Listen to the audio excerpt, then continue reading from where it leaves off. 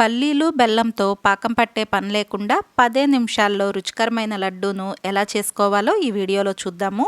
దీనికోసం ముందుగా స్టవ్ పైన ప్యాన్లోకి 1 కప్పు వేరుశనగ గుళ్ళను వేసుకోండి. ఈ వేరుశనగ గుళ్ళు సన్నని మంట మీద నిదానంగా వేయించుకోవాలి.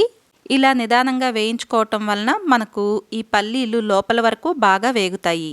దీనికి ఒక 2 నుండి 3 నిమిషాల సమయం పడుతుంది.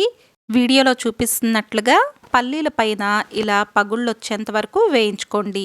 ఇలా వేగిన పల్లీలను ఒక ప్లేట్లోకి తీసుకుని చల్లారేంత వరకు ఒక పక్కన పెట్టుకోండి. ఇదే ప్యాన్లోకి 2 లేదా 3 స్పూన్ల తెల్ల నువ్వులను వేసుకోండి. వీటిని ఒక పావు నిమిషం పాటు వేయించుకుంటే సరిపోతుంది. ప్యాన్ మనకు వేడెక్కి ఉంటుంది కాబట్టి నువ్వులు చాలా త్వరగా వేగిపోతాయి. ఇలా వేగిన నువ్వులను కూడా ఒక పక్కన పెట్టేసుకోండి.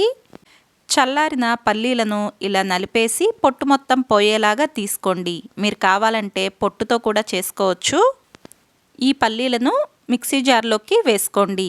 దీనిలోనే 2 యాలకులను కూడా వేసుకుని ఈ మొత్తాన్ని కాస్త బరగ్గా మిక్సీ పట్టుకోండి. దీనిలోకి ఒక 1/4 కప్పు బెల్లం తురుమును వేసుకోండి. బెల్లం తురుము మీ రుచికి తగినట్లుగా పెంచి లేదంటే తగ్గించి వేసుకోవచ్చు. బెల్లం తురుము వేసుకున్న తర్వాత మరొకసారి మిక్సీ పట్టి తీసుకోండి. ఇలా బెల్లంను కూడా వేసి మిక్సీ పట్టుకుంటే మనకు ఇది బాగా కలిసిపోతుంది.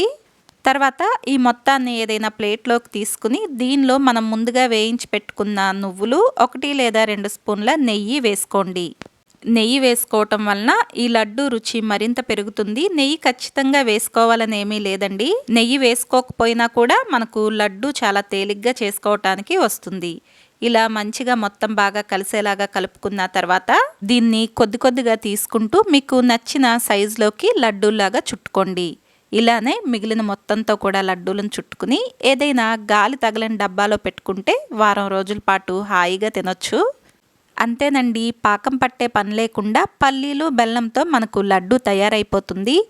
ఈసారి పల్లీ లడ్డూను ఇలా కొద్దిగా నువ్వులు వేసి చూడండి. మరి వీడియో నచ్చిందా? అయితే తప్పకుండా లైక్ చేయండి, షేర్ చేయండి. మీకు ఎలా అనిపించిందో కమెంట్ చేయండి. ఛానల్ను సబ్స్క్రైబ్ చేయండి.